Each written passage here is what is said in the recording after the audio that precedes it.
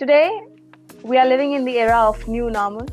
This pandemic has forced us to witness the paradigm shifts in various aspects of our work and life. Today, we'll be talking about business continuity, employee engagement, and many other aspects of the new normal. And to discuss all of this, we have a very special guest today with us. Please help me welcome Mr. Ravindra Kelkar, who is Area Vice President, Indian Subcontinent at Citrix. Welcome, sir. Irish, thank you for the opportunity, and it's wonderful to talk to your audience. I look forward. Great. Likewise, sir. I'm excited for this conversation. First of all, please tell me how was your experience and specifically your observations during this huge disruption time. I'm sure this was a big surprise for each one of us, but I would like to listen. How was it for you personally and professionally? Absolutely. See, and since people is the focus for the conversation, I would keep in the context of people. Right? I We all know that something that affected this pandemic the most is people, because we couldn't show up at work, we couldn't show up in shopping complexes, and where physical work was. And when we look back for what happened in last 6 months, in fact, just yesterday, some of us might know we celebrated an year of staying with Corona, right? In the sense, it was just a year before the first patient got detected. And in the way I think all of us have responded is pretty positive. The work has kept happening. We obviously know that some parts of economy and hence people are impacted, specifically because a lot of people work was involved. I was talking to the largest airline yesterday, and the CPO was saying we will be affected because if customers don't show up at airports to fly, we are not going to do business, right? So while some of these businesses specifically got affected, but people really kept momentum going in most sectors, and I do think now we are towards the end of the curve in going back to normalization of the economy, and it's going to be much more stronger because we discovered this new world of way of working, which wouldn't have been probably possible in absence of such a pandemic. So those are my early thoughts, Rachel. Yes, I totally agree with you. And yes, this was a big surprise, but everyone responded back well and in their own capacities. And like I said, that leaders are now redefining and rewriting the norms to adapt to the changes. I mean, everyone would agree that business have taken a toll, right? And had witnessed a very, I would say, worst downtime. So in all of these downs, leaders are there to make sure to keep the business going on. For every person in the company, it is important to keep the organization going up. If not making profit, it is important to keep running, keep stepping ahead. What are your thoughts? How have you made that possible, and how are you still coping up with that? Sure. Rachel, in a way, we were blessed, if I may say so, because Citrix is in the business of making remote work happen, technology to make remote work happen.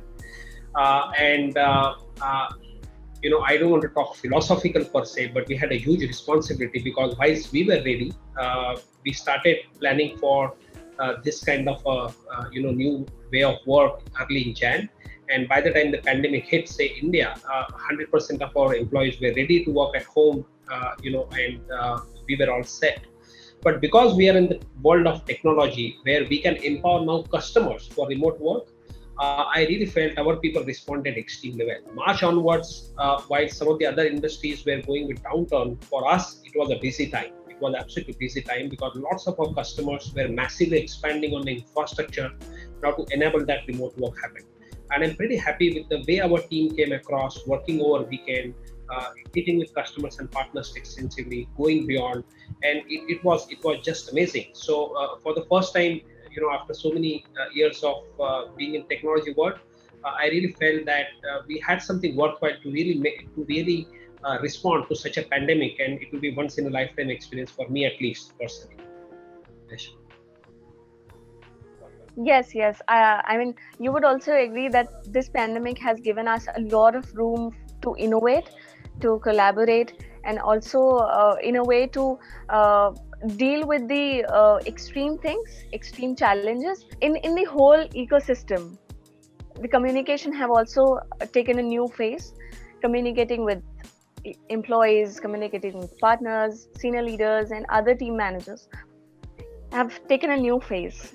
I mean, it is important to keep that sync going on, keep that connectivity going on. But in this screen world, in this contactless world, I would say this is quite challenging. So, how did you manage that?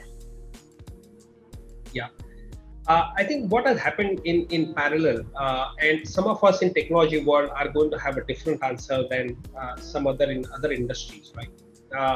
Because the collaboration technologies really evolved over a period of time. Many of the employees, at least in the knowledge industry per se, could really communicate, collaborate. Right now, obviously, communication collaboration in person is very different when you are using such a technology. As an example, Mm, keeping the meeting short, right? mm, In the month of March and April, because we were still working in old ways using technology, we would be on live meetings throughout the day, 9 to 6, mm, right? And it will be pretty stressful if you just start talking to a screen through the day, right? Because most of my time, 90% of my time is about talking to someone else and collaborating, right? mm, So mm. people discovered that whilst there can be communication collaboration technology, there are ways to do this, right? Having shorter, more impactful meetings. Meetings actually Correct. started happening on time and ending on time, right? I was Mm, reading one another business leader yesterday in retail who said that on average meetings are now 15 minutes shorter, right? And he's also a CXO level person, so I'm sure average meeting time for him for 45 minutes, so probably it went down to half an hour, right? So I do think that especially the companies which had prepared themselves better, and I do feel this is an opportunity for many companies who lagged on the digital quotient to now leapfrog and make themselves much better to respond to such a pandemic in future. People did leverage the communication collaboration technologies. The style obviously changed. Style changed completely. And one example I gave about is how you space out the work so that in between meetings you have shorter intervals where you do something else and then again get back to places where you want to communicate, collaborate. So both technology as well as process around it, I think people did figure it out in matter of 2 months, and now it is not as serious as it was to be mm. to be communicating, collaborating with people remotely. Yes, yes, yes. I agree with you. And you mentioned about the new normal. So going ahead, we are different. We have different set of challenges. We have different set of opportunities for us. How does the future of work look like to you? I mean, what are the operational strategies you would advise as a leader that we must focus on these one, two, three things to not to miss out on your pace, your business pace, I would say. So, what are those three things you would advise for a optional comeback to office? I would say. Absolutely. And we have a full-fledged strategy in place, Citrix as a company, right? Because we employ almost thousands of people across the globe. We operate in 100 plus countries. Mm-hmm. First thing, before we go to future of work, I do think I need to make a point that future of work probably could have happened earlier, right? Because many years before, when work got invented, it was all physical work, right? Mostly it was physical work. So if you don't show up in a shop selling to the customer across the counter, you're not working, right? And rapidly over the last 23 years, work has got automated, and many people are working in knowledge economies. And there are Correct. full-fledged communication collaboration technologies, including Mm, what we call workspace, Citrix workspace, have been there. But we never realized that a lot of this work can happen remotely, right? And that's why for many organizations, it was only logical to shift to what you call future of work, right? mm, Now, what you're also referring is now going next level, because we can't operate like this mm, forever. People will need to come to the offices. And what's the phase strategy for people to come to offices? And after the new normal is set, and after all of us use vaccine, how would we, use our office infrastructure moving forward? So, needless to say, Citrix, people who are most critical to the business, tech support, and people like that are the ones who are getting prioritized, who need to come to office.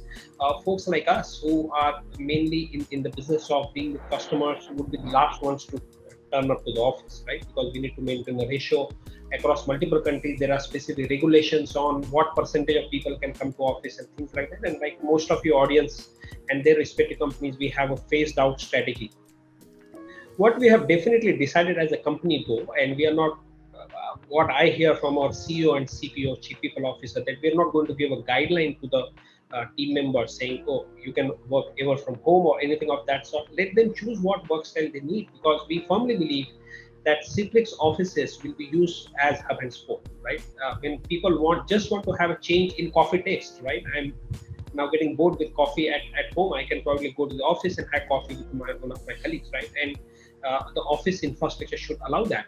But yeah, we will reduce down on probably physical properties, as most of other audiences will be doing, and use physical infrastructure for a much better way, which will be more hub and spoke for people to come, socialize, and then go back and work in whichever choice of their location. Absolutely. You mentioned it very rightly that yes, there are some roles that will be there, will stay there. Of course, pilots can't work from home, right? So surely, yes, it will stay there, but wherever or whatever the XYZ roles can be managed through different flexi work styles, they can be managed. It is now totally people centric. I mean, any individual can choose according to their comfort, their convenience, right? Uh, I mean, on redefining terms, there is a role of leadership. I mean, this is a very major role for every leader at any company or organization. The dynamics of leadership is changing now. So, I mean, leadership is now more inclined towards humane values. The empathy comes into play, agility, people are emphasizing on resilience. What do you have to say about it? How the leadership is now changing? Leadership is changing, especially in the aspect of the people, right? I did mention that somebody who in the organization who got impacted most was the people, right? And hence, if something has to change on leadership style, it is really your people leadership style, right? Number one, if I can encapsulate some of that, what you said, the empathy factor has to be pretty big, right? If you are not able to understand your people and believe in your people, and really focus on productivity rather than how they work, where they work, I think it's going to be a challenging factor moving forward, right? You won't be able to relate to new ways of work as a leader. Number two factor is, we discussed earlier, but want to reinforce again, is communication collaboration, right? One has to be used now to communicate, collaborate when people are not necessarily in person next to your table, right? So that's really important, that how as a leader you're still communicating what's required from vision mission standpoint, even day-to-day agenda, right, of what needs to be done. It's extremely important. So to summarize, empathy and communication collaboration style, and let me add one more, is really having that belief in people and changing your business scorecard in terms of focusing more on productivity rather than how and where aspect, right? It will have to change. So three aspects in summary, actually. Leaders need to be more open, more empathetic to understand their own people. And yes, the outcome matters the most, rather than focusing on how did it happen, right? I totally agree that yes, we are stepping ahead in the new normal, where leaders will be more open to change, and will surely understand the needs and demands of employees. Because on the other hand, demands of employees are also changing. One can expect for different types of leaves. One can expect for different types of spaces in the office, and many other things. So yes, And that's why Citrix said these are and that's why Citrix said many years before that work is not a place you go to, work is what you do, right? So that's really coming true now, right? We have been saying this forever, but now we can. absolutely. I mean, I would like to talk about some challenges. I mean, they can be a number of challenges you faced and you are still facing. But as a leader, what challenges do you foresee that it will go with you for a longer time, and it is tough to find a solution for that? In what aspect do you see them, and what are those? Yeah. See, in the context of business, first is really security, right? Security has been taken for granted. Again, I was talking to a BPO leader, and he was saying that as work got shifted to homes, they took security for granted, that that somebody else in BPO agent's home is not copying something on the screen, right? And it can be customer critical information if they're serving some of the banks, right? So, first point is security has been taken for granted. That will need to be sorted out. Number two is, how would you still segregate work and life, right? Uh, that will have to be defined, right? And let me say something else in support of this. When I was on few roundtables, some customers rightfully said that productivity has gone up, right? Mm-hmm. Even during pandemic, the productivity has gone up because people are working more. Then you have a problem, because that's not going to be the constant ever. People are going to get fatigued, and this 10, 12 hours of work is not going to happen. So now, after security, the other thing is, why the work will happen remotely, experience and productivity will have to be really addressed, right? People have to get similar experience in everything that they do, in the sense Right. they access applications, in the sense they collaborate. It has to be as good as being in person, right? And that's the reason that some collaboration technology allows remote work to happen. It has to be absolute, as if you are in person, right? So and third is cultural change, right? Are we treating the person who are not going to come to office in the same way, he or she, vis-a-vis someone who comes to the office, right? Those are cultural issues.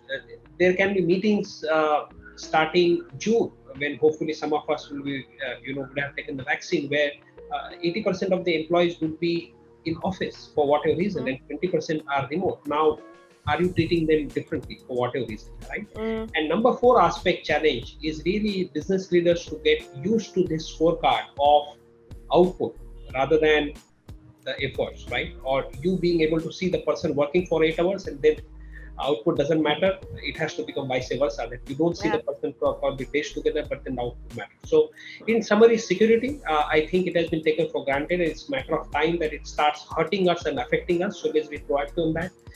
Second is experience along with productivity. That's kind of going to be important. Third is culture issue needs to be addressed in a big way. It is a different one. It is a different one, right? Fourth is focusing on output rather than the bells and whistles around efforts, and seeing person in person, working hard. Absolutely on point. That's amazing that you pointed out on security. You have pointed out on the strategy of looking at the productivity, looking at the output. You need to, I mean, leaders need to have a new change of mindset. I would say that we are on the way of learning, discovering new things, and redefining, rewriting the norms for the new normal. And professionally, we are. I think on the way of development now, uh, in the new era. But personally, I would like to ask you what this disruption has given us time to think, time to intrigue, right? So, what is that one important thing you discovered, you realized, for you as a person, that you would like to thankful to the pandemic for? What is that one thing? Sure. So rather than getting into specifics and people to know my strengths and weaknesses, right? I will talk about 2 points in summary. Yeah. I do think I gave quite a lot of attention to my strengths and weaknesses, and how can I probably continue with strengths that people tell me are my strengths, and how I can effectively avoid my weak points, right? In new way of work, right? In new way Mm-hmm. of work, right? As an example, if I had something to do with communication collaboration, Mm-hmm. with technology, when I'm communicating, collaborating, can I be very, very different, right? Just as an example. Mm-hmm. So I do think it gives tremendous amount of opportunity for us as individuals and us as professionals to think over that. Can my SWOT look very, very different when I'm thinking about new way of work? Second thing which has helped me immensely is I travel a lot, right? Just because I'm in a crowded place like Mumbai, on average the travel time used to be 2 hours. Can I take 20-25% of that time and invest in myself, right? I definitely see lots of people being active. In fact, we started something in Citrix recently, where we came for many of us on an app, and now we're competing with each other in terms of walk or jog kilometers per day and things like that.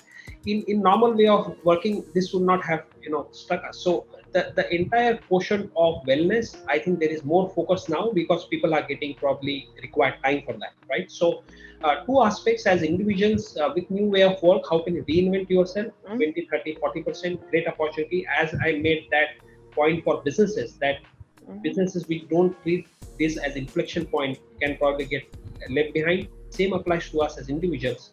And second point I made is really putting that 10-20% time that was getting wasted on travel or something else back into yourself, right? And really focus on you as an individual and your wellness. That is clearly my answer, Resham.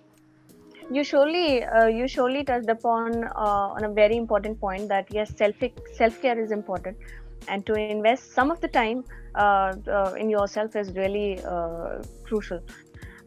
Great.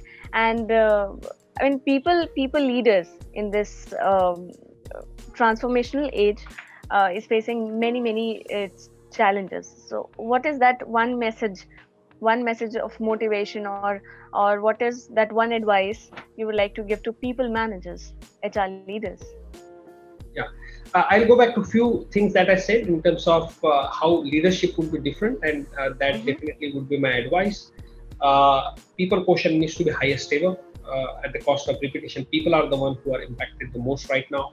Opportunity for you to reinvent yourself as a leader. You can be perceived now as a very different leader in new ways of work than what you were earlier. It's as good as an opportunity for reincarnation per se. And investing in yourself and your near and dear ones that probably you do not get opportunity for is really an opportunity that this pandemic is giving us.